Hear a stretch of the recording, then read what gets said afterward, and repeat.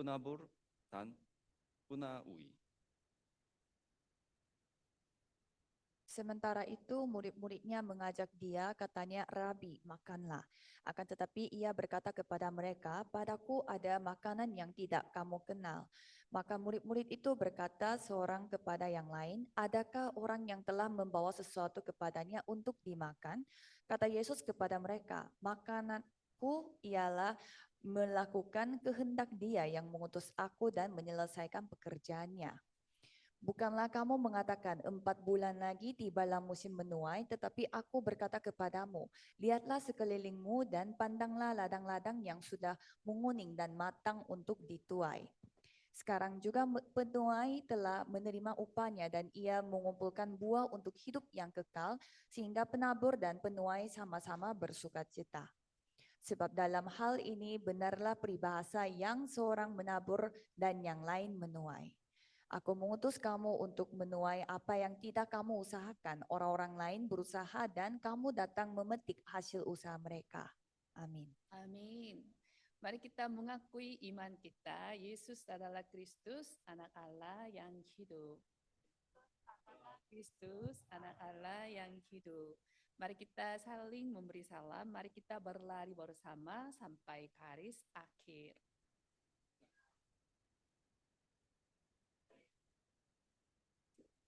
Judul khotbah hari ini adalah penabur dan penuai. Bacaan hari ini diambil dari Yohanes 4 ayat 31 sampai dengan 38. Sebagai pengantar, akhir-akhir ini di TV maupun YouTube banyak sekali program eksplorasi kuliner atau yang disebut juga dengan mukbang, yaitu siaran di mana seseorang makan sambil berbicara dengan penonton. Program-program itu memberitahu orang-orang kalau pergi ke sana harus makan ini atau restoran ini wajib dikunjungi. Saya juga kadang menonton video tersebut, mencatatnya, lalu kalau ada kesempatan saya juga pergi mencoba. Namun ada satu hal yang harus kita waspadai. Media sering menggambarkan bahwa makan makanan yang enak adalah rahasia kebahagiaan. Tentu saja makanan dapat menyenangkan kita, memberikan kenikmatan dan kegembiraan. Tetapi kegembiraan itu bukanlah sukacita yang sejati dan bukan pula sukacita yang kekal. Karena manusia tidak bisa hidup hanya dengan makanan jasmani saja. Allah menciptakan kita menurut gambarnya, yaitu sebagai makhluk rohani. Karena itu kita diciptakan untuk berjumpa dengan Allah, berbicaranya, memuji dan menyembahnya, mempersembahkan hidup kita kepadanya, dan hidup sesuai dengan kehendaknya. Seperti pohon diciptakan untuk berakar di tanah, ikan diciptakan untuk hidup di air, dan burung diciptakan untuk terbang di udara, demikian juga manusia diciptakan untuk hidup bersama Allah. Sama seperti perempuan Samaria, manusia yang terpisah dari Allah mungkin dapat mengatasi rasa hausnya untuk sementara dengan air sumur dunia, tetapi tidak pernah bisa mengatasi haus yang sejati dan kekal. Hanya melalui Kristus ketika manusia berjumpa dengan Allah, barulah ia menerima air hidup yang menghilangkan dahaga untuk selama-lamanya. Demikian juga manusia yang telah berjumpa dengan Allah akan merasa sukacita sejati dan kebahagiaan sejati ketika ia hidup menurut kehendak Allah. Bahkan setelah status kita berubah dari anak iblis menjadi anak Allah, kalau kita masih hidup mengikuti dunia seperti dahulu dan tidak menurut kehendak Allah, maka haus rohani kita tidak akan pernah terpuaskan.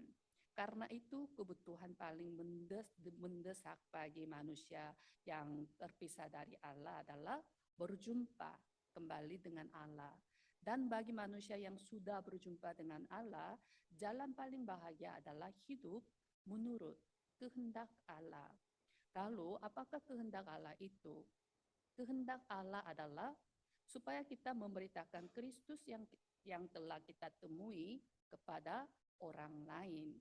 Dalam bacaan hari ini, ketika murid-murid meminta Yesus makan, ia menjawab dalam ayat 32, "Padaku ada makanan yang tidak kamu kenal. Mengapa Yesus membandingkan melakukan kehendak Allah dengan makanan? Sama seperti makanan jasmani yang memberi kehidupan dan kekuatan bagi tubuh kita, demikian juga melakukan kehendak Allah setiap hari menghidupkan jiwa kita dan memberi kepuasan serta sukacita sejati dalam hidup kita. Karena itu, melakukan kehendak Allah bukan hanya tujuan akhir kita, tetapi juga menjadi makanan rohani yang memberi kekuatan, sukacita, dan kepuasan selama kita menjalani hidup ini.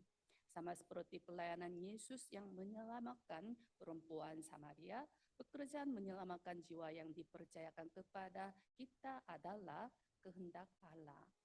Kiranya semua jemaat kebaktian bahasa Indonesia di Gereja Yewon mengingat bahwa melakukan kehendak Allah adalah makanan rohani bagi kita yang membuat hidup kita penuh semangat dan membawa kebahagiaan sejati sebagai prinsip rohani. Karena itu marilah setiap hari hingga akhir kita hidup melakukan kehendak Allah dan menjadi orang-orang yang berbahagia karena menyelamatkan jiwa-jiwa. Pokok bahasan yang pertama adalah makanan rohani. Dalam ayat 34, kata Yesus kepada mereka, makananku ialah melakukan kehendaknya yang mengutus aku dan menyelesaikan pekerjaannya. Yesus selalu berkata bahwa dirinya adalah Dia yang diutus oleh Bapa. Hal itu karena Yesus tidak bekerja menurut kehendaknya sendiri, melainkan melakukan segala sesuatu sesuai dengan kehendak Bapa yang mengutusnya. Fokus pelayanan Yesus hanya satu, yaitu menyelesaikan pekerjaan Bapa yang mengutusnya. Dan Yesus telah menyelesaikan pekerjaan itu dengan sempurna. Karena itu di atas kayu salib Dia bersuruh, sudah selesai. Sebagai tanda bahwa Ia telah menggenapi kehendak Bapa yang mengutusnya. Dalam Yohanes 19 ayat 30, sesudah Yesus meminum anggur asam itu, berkatalah Ia, sudah selesai. Lalu Ia menundukkan kepalanya dan menyerahkan nyawanya. Yesus telah menyelesaikan seluruh kehendak Allah sehingga kita menerima keselamatan.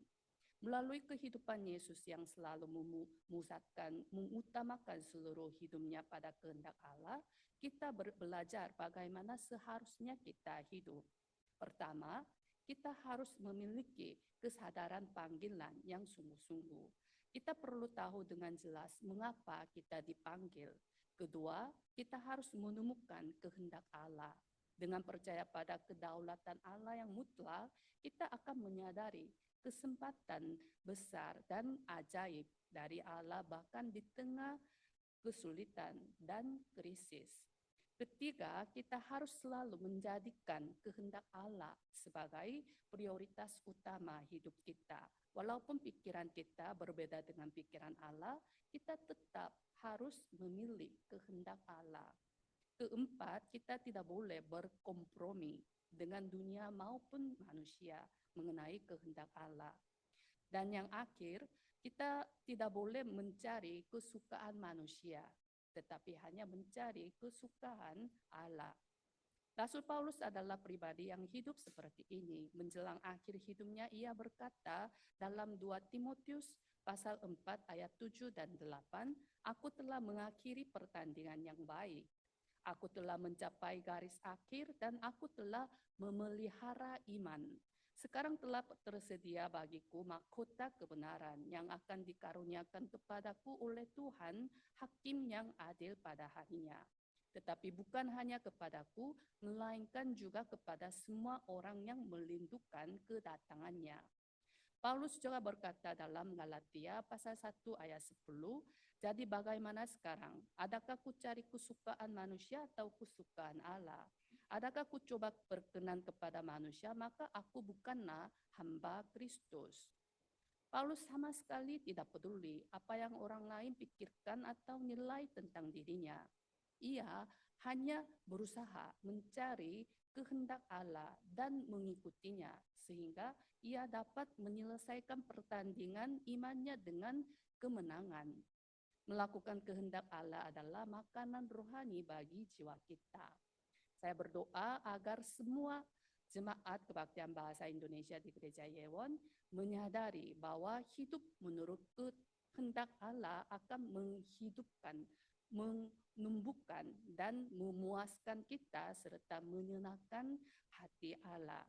Jangan sampai kita tertipu oleh suara dunia dan manusia, tetapi marilah kita bersama-sama menjadi pemenang dalam perjuangan rohani. Pokok bahasan yang kedua adalah menuai dengan bersukacita. Dalam ayat 35 sampai dengan 38, bukankah kamu mengatakan 4 bulan lagi tibalah musim menuai? Tetapi aku berkata kepadamu, lihatlah sekelilingmu dan pandanglah ladang-ladang yang sudah menguning dan matang untuk ditunai. Sekarang juga penuai telah menerima upahnya, dan ia mengumpulkan buah untuk hidup yang kekal. Sehingga penabur dan penuai sama-sama bersukacita. Sebab dalam hal ini benarlah peribahasa, yang seorang menabur dan yang lain menuai. Aku mengutus kamu untuk menuai apa yang tidak kamu usahakan. Orang-orang lain berusaha dan kamu datang memetik hasil usaha mereka. Kita sering berkata, belum waktunya, lalu kita menjadi lengah. Murid-murid Yesus pun demikian. Tetapi Yesus berkata, sesungguhnya sudah tiba musim menuai. Lihatlah sekelilingmu dan pandanglah ladang-ladang yang sudah menguning dan matang untuk ditunai. Yesus melihat orang-orang Samaria yang sedang datang kepadanya dari kota Syekar. Lalu ia berkata bahwa jiwa-jiwa yang siap diselamatkan itu seperti ladang yang sudah siap ditunai melalui perumpamaan. Yang dimaksud Yesus dengan panen bukanlah gandum, melainkan jiwa-jiwa yang diselamatkan. Karena kesaksian seorang perempuan Samaria, banyak orang datang kepada Yesus. Mereka itulah gandum yang siap ditunai. Yesus ingin murid-muridnya melihat kenyataan rohani ini. Sampai hari ini pun ladang itu masih siap ditunai. Setiap hari, setiap saat, fokus kita sebagai orang percaya dan gereja adalah kepada mereka, yaitu jiwa-jiwa yang belum diselamatkan, yang menunggu pemberita Injil. Alkitab berkata yang seorang menabur dan yang lain menuai. Penabur itu bukan manusia, melainkan Kristus, Yesus Kristus sendiri. Hanya Yesus yang menabur benih keselamatan. Tidak ada seorang manusia pun yang bisa menabur benih keselamatan. Allah tidak pernah memberi juru selamat selain Yesus Kristus. Karena itu ketika kita memberitakan Injil dan membawa jiwa kepada Tuhan, kita harus selalu ingat, kita hanyalah penuai dari apa yang sudah ditabur oleh Tuhan. Karena itu kita tidak boleh bermegah atau meninggikan diri. Ada orang yang mengira bahwa penginjil adalah penabur. Padahal pekerjaan keselamatan dimulai dan diselesaikan sepenuhnya hanya oleh Yesus. Kita hanya mengambil bagian dalam pekerjaan yang sudah diselesaikannya. Keselamatan berasal dari Yesus Kristus saja. Saya ingat ketika kecil nenek saya sengaja tidak memanen semua kentang dan ubi di ladang supaya cucu-cucunya bisa ikut mencabut dan merasakan sukacita menuai hasilnya. Bukan untuk menyusahkan cucu-cucu, melainkan supaya mereka juga merasakan kebahagiaan itu. Nenek ingin berbagi sukacita panen dengan anak-anaknya, cucu-cucunya. Demikian juga Allah, Ia sudah menyiapkan semuanya, tetapi Ia ingin kita ikut merasakan sukacita menuai. Tuhan ingin kita menikmati sukacita itu bersamanya. Karena semua pekerjaan sudah disiapkan melalui orang lain, kita tinggal menuai saja. Karena itu tugas kita adalah pergi ke dunia dan terus menuai jiwa-jiwa yang sudah dipersiapkan. Pada hari Pentakosta ketika Roh Kudus dicurahkan, panen besar itu sungguh dimulai. Mereka yang mendengar khotbah Petrus bertobat dan dibaptis berjumlah 3.000 orang pada saat hari itu. Dalam Kisah Para Rasul pasal 2 ayat 41, orang-orang yang menerima perkataannya itu memberi diri dibaptis dan pada hari itu jumlah mereka bertambah kira-kira 3.000 jiwa. Bahkan ada saatnya 5.000 orang sekaligus diselamatkan. Yang dilakukan Petrus bukan menabur, melainkan menuai. Allah sudah menyiapkan ladang itu melalui nabi-nabi perjanjian lama dan terutama melalui Yesus Kristus. Yesus memberi kuasa kepada murid-muridnya dan mengutus mereka ke dunia supaya mereka menuai. Demikian juga kita hari ini dipanggil untuk menjadi penuai yang setiap hari bersukacita dalam panen jiwa-jiwa. Kita menuai dari air mata dan usaha orang-orang sebelum kita hanya seperti meletakkan sendok di meja makan yang sudah penuh dengan hidangan. Betapa besar anugerah yang kita terima. Yesus berkata dalam Yohanes 4 ayat 38, Aku mengutus kamu untuk menuai apa yang tidak kamu usahakan, orang-orang lain berusaha, dan kamu datang memetik hasil usaha mereka. Kiranya setiap Jumat Kebaktian Bahasa Indonesia di Gereja Yewon dapat menjadi murid-murid Kristus yang dengan sukacita menuai jiwa-jiwa. Sebab walaupun kita tidak melakukan apa-apa, kita telah diberi hak istimewa oleh Tuhan. Kiranya setiap hari kita menikmati upah yang sudah kita terima, yaitu keselamatan. Dan dengan penuh sukacita, pergi ke ladang yang sudah menguning untuk menuai jiwa-jiwa bagi Kristus. Sebagai kesimpulan, minggu depan kita akan mengadakan konsultasi visa dan hukum bagi orang Indonesia yang tinggal di Korea. Visa adalah kunci untuk masuk dan tinggal sementara di negara lain. Konsultasi ini dituju bagi teman-teman Indonesia yang datang ke Korea sebagai pelajar, pekerja, maupun melalui pernikahan, agar mereka dapat menemukan jawaban atas pertanyaan seputar hukum, sistem, dan prosedur yang mereka hadapi dalam kehidupan sehari-hari. Dengan demikian, mereka dapat menikmati status dan hak-hak mereka tanpa harus hidup dalam ketidakadilan. Selain itu, ini juga menjadi kesempatan untuk mendengar persoalan nyata mereka, berdoa bersama dan bersekutu bersama. Karena semakin kita mengenal mereka, semakin kita bisa menolong, memahami, dan mengasihi mereka.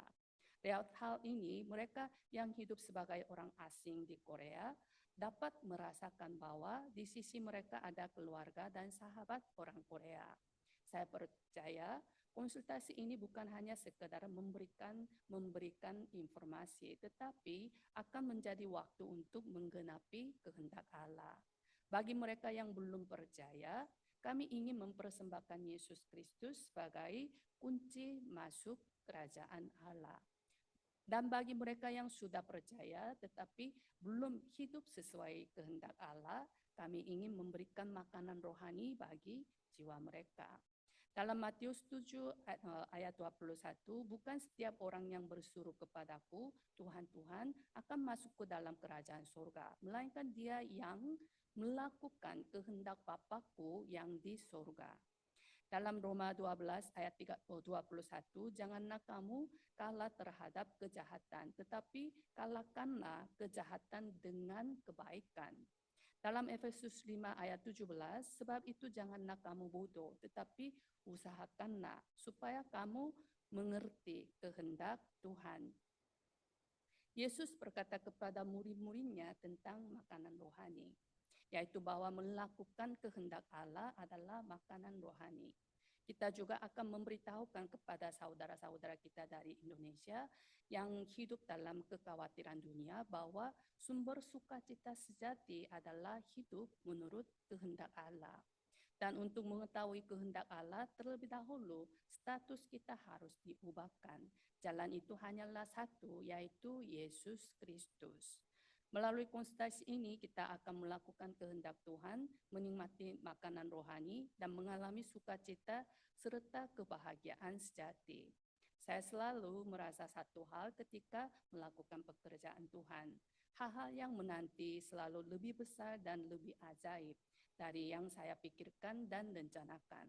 Seperti firman hari ini, Allah telah lebih dahulu menyediakan dan menaburkan dan kita hanya tinggal menuai hasilnya. Mereka yang datang untuk mencari solusi masalah jasmani dalam hidup mereka masing-masing, kiranya mereka terlebih dahulu menerima solusi rohani, yaitu solusi atas masalah mendasar manusia. Sehingga mereka tidak lagi minum dari sumur dunia yang membuat haus kembali, melainkan menerima air hidup yang memberikan hidup yang kekal. Kiranya konsultasi ini menjadi waktu di mana kita semua bersama-sama mengalami sukacita menuai jiwa-jiwa sebagai penuai dalam Kristus. Mari kita berdoa. Bapa yang penuh kasih dan anugerah, kami mengucap syukur Engkau telah memberikan firman-Mu kepada kami dan menolong kami untuk mengerti kehendak-Mu. Kami mengakui bahwa hidup menurut kehendak-Mu adalah sukacita dan kepuasan yang sejati. Tolonglah kami untuk melepaskan pikiran dan keinginan, kesukaan kami sendiri, dan jadikan kami orang-orang yang senantiasa menjadikan kehendak-Mu sebagai yang utama. Tuhan, bukakan mata kami supaya melihat bahwa ladang yang menguning sudah siap dituai. Kami tidak melakukan apa-apa, tetapi Engkau telah menabur, dan kini Engkau mengizinkan kami menikmati sukacita menuai. Jauhkan kami dari kesombongan, dan jadikan kami pekerja-pekerja panen yang hanya memuliakan nama-Mu. Kami berdoa secara khusus untuk konsultasi bagi orang Indonesia di Korea yang akan datang. Biarlah pertemuan ini bukan sekedar memberikan informasi, tetapi menjadi tempat di mana banyak orang berjumpa dengan Yesus Kristus dan menerima air hidup yang membawa keselamatan. Kiranya mereka yang datang untuk mencari solusi dari masalah hidup justru mereka menerima anugerah keselamatan dan hidup kekal. Tolonglah semua jemaat kebaktian bahasa Indonesia ini untuk memegang teguh kebenaran bahwa melakukan kehendak Tuhan adalah makanan rohani bagi jiwa kami, dan biarlah kami menyelesaikan pertandingan iman sampai garis akhir sehingga kami dapat bersama-sama menikmati sukacita menuai jiwa-jiwa. Semua doa ini kami naikkan nama Yesus Kristus, Juru Selamat dan Tuhan kami. Amin.